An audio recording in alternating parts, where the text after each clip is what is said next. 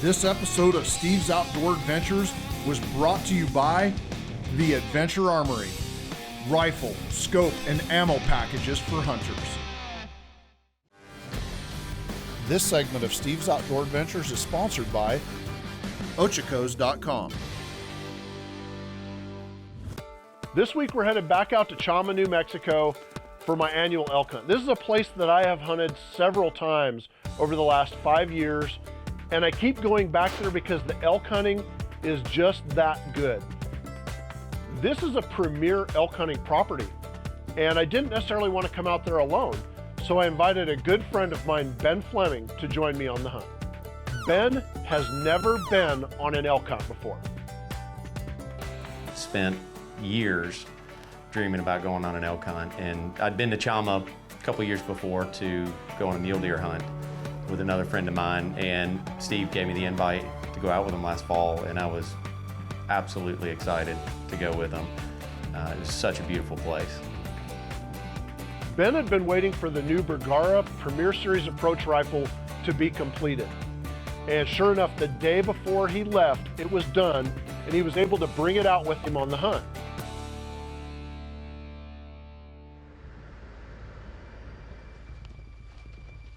The first morning, Ben's first elk hunt.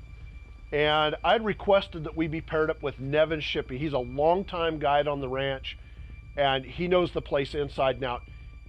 During the late season, Nevin and I both agreed that we needed to get up on a high ridge in the central part of the ranch where we could see a lot of country and glass open ridges and valleys and look for these elk, because it's post-rut. The bulls are wore down. They're trying to put on as much weight as they can before winter arrives, and they're out feeding heavy until the sun gets up, and then they're going to make their way to a bedding area. And we really felt like if we were up high and glassing a lot of country, we would have an opportunity to find a big bull.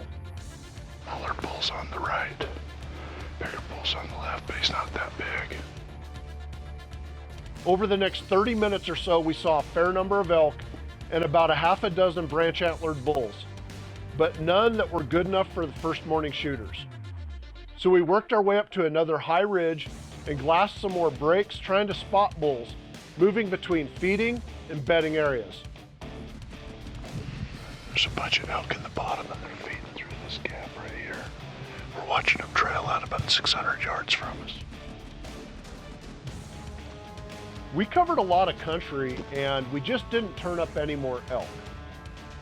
It's December 3rd and there's no snow, which means there are no elk migrating out of the high country. That's bad for us. That means this is going to be a very dirty, nasty, tough hunt, and we're going to have to work hard if we're going to fill our tags with some big bulls.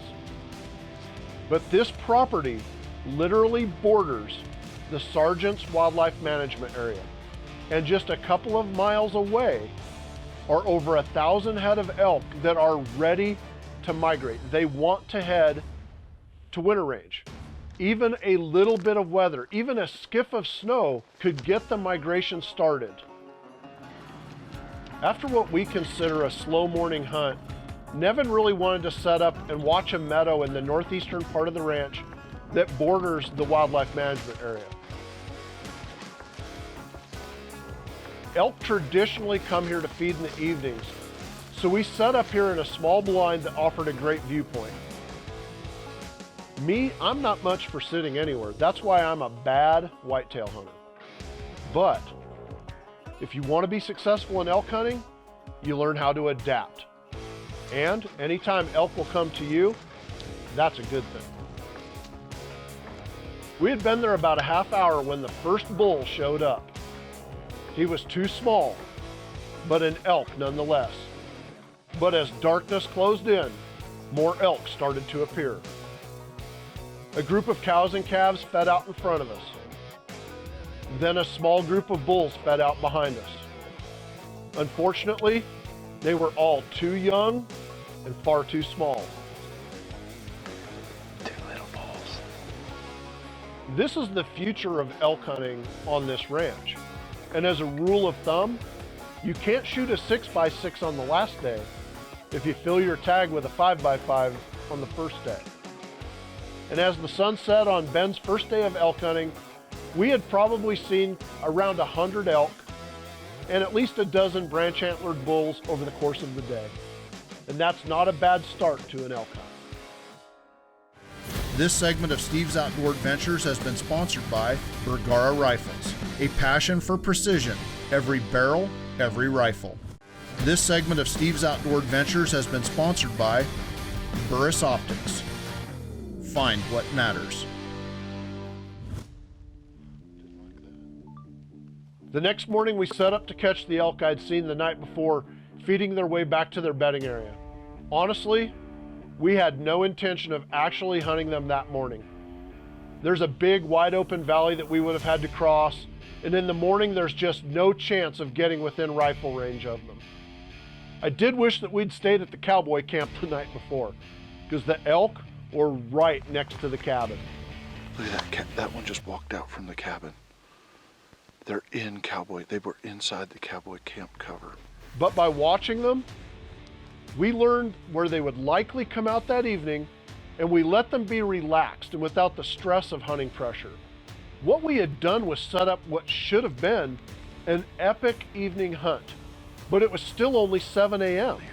We don't see anything that's, needs to be chased right now. We got a couple other ideas and some spots that we're gonna head, maybe do a little hiking and see if we can get something, so. We haven't hunted thousands of acres of pristine elk habitat that has hundreds of resident elk on it, and we weren't gonna waste any of that time.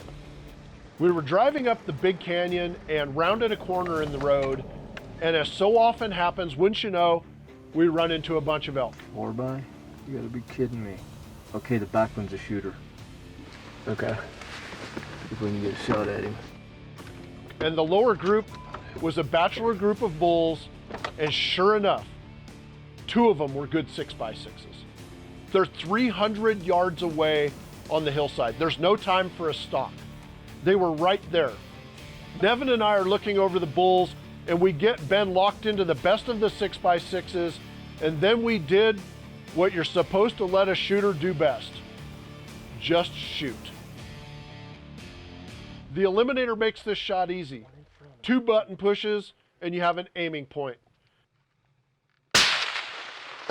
Got him. Shoot him again. Shoot him again. Nice bull. The first shot was perfect, right through the lungs. The bull is dead on his feet. Let me take him. Hold on. Right through that shoulder.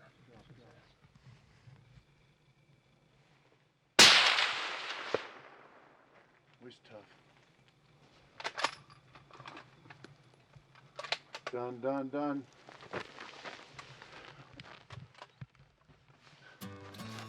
Yeah, man, it was solid hits on each one. I was dead. Yeah. That was awesome. Look at that other bull. That other one's a nice 6-point stand up there. The suppressor is what makes this situation so nice, because a gunshot didn't echo off the canyon and mountainsides and scare all the animals away. In fact, the last 6x6, when he got to the top of the hill, stood there and looked at us for a minute, and I could have easily dropped a second 6x6 on that mountainside. But this was Ben's moment. This was Ben's day.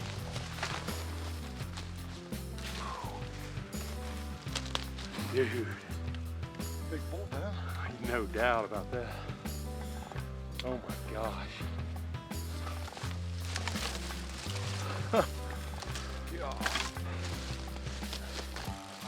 Got your New Mexico bull, man. Yeah, buddy. That's incredible. Golly. I can't freaking believe this thing, man. Hey, you know what though? You got to be the first one. Yeah, kill it with the approach rifle. Yeah. First kill. That's your first elk hunt. Yes, yeah, you check both of those. Yeah, 20 years, man. I've been wanting to kill one of these, and the anticipation this week has just been. I'm literally in shock right now. I can't believe it. I was starting to think I might go home with this tag in my pocket, being that guy. But man, Steve, that's incredible. We drug that bull down off the mountain and loaded it on the flatbed. And now Ben's headed back home with a freezer full of elk steaks and a 6x6 rack to hang on the wall to remember this hunt by forever. Now me, I've still got a day and a half left on my elk tag, and on this ranch, that's more than enough time to get it done. This segment of Steve's Outdoor Adventures has been sponsored by Marathon Seat Covers. We've got you covered. This segment of Steve's Outdoor Adventures has been sponsored by Pendleton Ammunition. Loading bullets, one round at a time. Ben's killed his bull, made a great shot, and he's on his way home. And I've got a day and a half left in my elk hunt before my tag expires. So this year I showed up with a gun that I was very comfortable with, only to find out that there was a brand new Bergara rifle that was almost done being built for me. And in the middle of Ben's hunt, they FedEx delivered it to the ranch. Now I've got this rifle, the new Bergara Premier Series HMR Pro in 6.5 Creedmoor with no scope on it. I've never fired it before, and I don't know how quickly I'm gonna be able to get this gun sighted in and comfortable with it. So during Ben's hunt in the middle of the day, I was going to the range and getting it sighted in, and let's just say things went a little bit better than I could have ever imagined. I gotta tell you, it was a no-brainer for me. I knew that I had to hunt with this rifle and be the first person to ever take the Bergara HMR Pro into the field. Now, I just needed to go out and find a good bull. We're running a little bit late this morning. All the elk came down off the top of the mountain up there last night, down the far side of this ridge and into the big meadows. We're trying to move in and get in front of them this morning. Get a look at that bull that was way up on the skyline last night. Keep your fingers crossed. Next morning, Nevin and I had a talk, and we really felt like those elk were gonna come back to that meadow. We figured they would have got in there way after dark. Maybe they just moved late because they hadn't been pressured by us in the previous days. And we decided to park about 2 miles back and hike into the meadow. We didn't want the sounds of the vehicles and the crisp, cold mountain air to carry in there and spook them off. We really thought that if we snuck in there, we would find them. About halfway in, we got up on a knob and started glassing back toward the meadow, and sure enough, we could see a whole bunch of elk back there. There's a bunch of elk about a mile down the valley, crossing and going up the hill. We'll go check that area out after we look over this top. Yeah, they've been hunted so long. This is early December. They've been hunting them since the 1st of October. Well, really September with the archery season. It's these elk, when the daylight is, comes, when the sun first rises, they get nervous about being in the open. They head for the oak brush.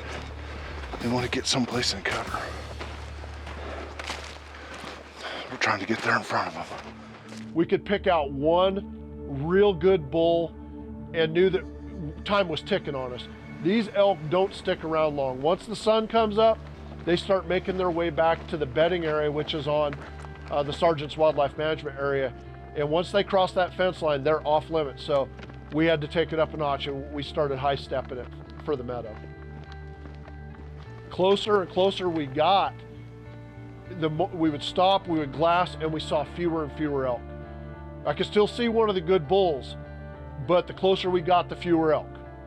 And I really was worried that we were gonna run out of time. I got to about 1,000 yards away from the last bull. Still, that's twice the distance I want to shoot with this particular rifle and caliber, especially on a bull that size. Sure enough, by the time we got within rifle range, all the bulls were gone. The last of the cows and calves were feeding into the cover and the safety of the refuge. And sometimes that's just how it plays out. And I knew that these elk had gone to their bedding area on their own. This was their timeline. They weren't pressured. They didn't know we were there. and the evening hunt was set up once again to be epic. I really felt like they were gonna come back out. But hey, it's not even 7 o'clock in the morning yet. It's 10 or 12 degrees out. It's crisp and cold, and there are still elk on the move all over the property. So Nevin and I hiked back out to the trucks and made a plan that we were gonna drive up the mountain to the spot we were heading originally when Ben killed his bull the day before. That didn't quite work out. This segment of Steve's Outdoor Adventures has been sponsored by Pendleton Ammunition, loading bullets, one round at a time. This segment of Steve's Outdoor Adventures is sponsored by muzzleloaders.com, carrying the full line of CVA muzzleloaders. This segment is sponsored by Adventure Armory, rifle, scope, and ammunition packages shipped, ready to shoot.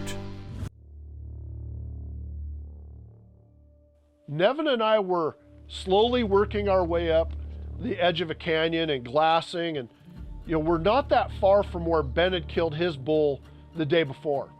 And we were working. I mean, we knew that these elk were in these fingers somewhere, and sure enough, Nevin spotted a bull down the bottom, and all of a sudden, one bull became 2, became 4. Now there's 6 of them below us.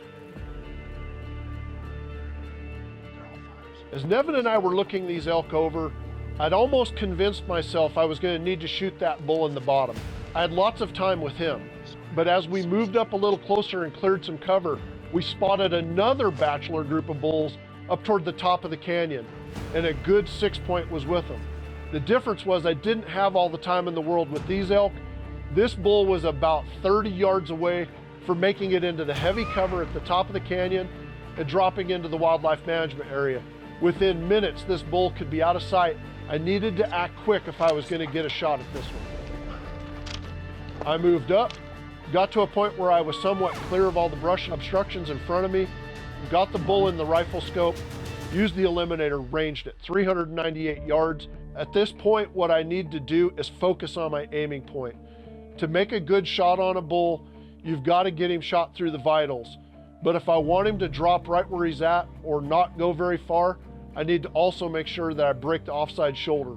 So I'm going to let this bull turn and get slightly quartering away from me.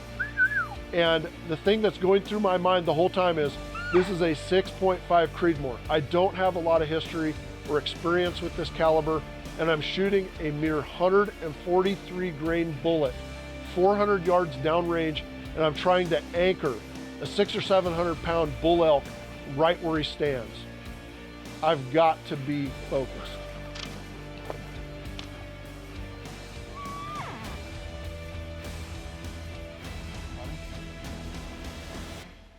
Got him?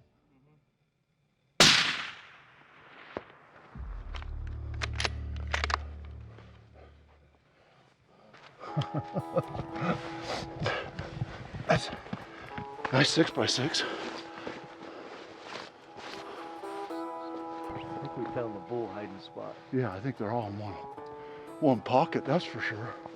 This one's better than that one that was down there. Yeah, this one's good. He went up to 398 yards, and I was getting frustrated, man. I gotta tell you, when you're just like pop, pop, pop, you're trying to work and you got brush in your view, and it's just like tree limbs, and it's the last morning of your hunt. You just want to get a nice 6x6 bull, and Nevin put you on him. Good call, good call. Everybody can say what they want about the 6.5 Creedmoor. Some people love it, some people hate it. But it just a few feet short of 400 yards, that bull went down. You still think that the 6.5 Creedmoor is too light for elk? That bull dropped so hard he left a dent in the ground. I am so impressed with that bullet. Granted, I'm not just shooting any bullet. We're shooting a 143 grain ELDX bullet. We developed a load at Pendleton Ammunition that is perfect for hunting, and in my opinion, it's absolutely the only bullet that we should be hunting elk with when we're hunting with a 6.5 Creedmoor. I am overly impressed with the performance of that cartridge and bullet and rifle combination. That's awesome. Buddy? Wow.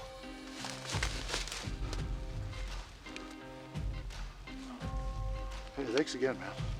Good call on coming in here. There's a lot of wolves in here this morning. Oh, how many do you think there was? A dozen? At least? They're just, every time we looked under a tree limb, another one coming up, another one coming up. And this one's not, this is just a good, solid 6-point elk. You know, he's not as big as the one Ben got. But hey, last day of your hunt, to be blessed to get a 6-point bull, by all means, drop the hammer. This has been a good hunt. This ranch has been good to me. A lot of memories from here. And one more memory. We got real fortunate. That bull dropped right where I wanted him to. We were able to park the trucks just 400 yards uphill from where he was at. And Nevin, he decided he was going to do the butchering, so I took care of the packing. And as he pulled quarters off, I carried him up the mountain. And within a couple hours time, we had the 6-point bull on the flatbed of the truck, and we were on our way off the mountain. And now I have another special elk hunting memory from one of the most amazing places to hunt elk on the entire planet. This is why I hunt here. This is why I book my clients here. In fact, if you'd like to book your own hunt and come to this place and make your own memories, give my office a call.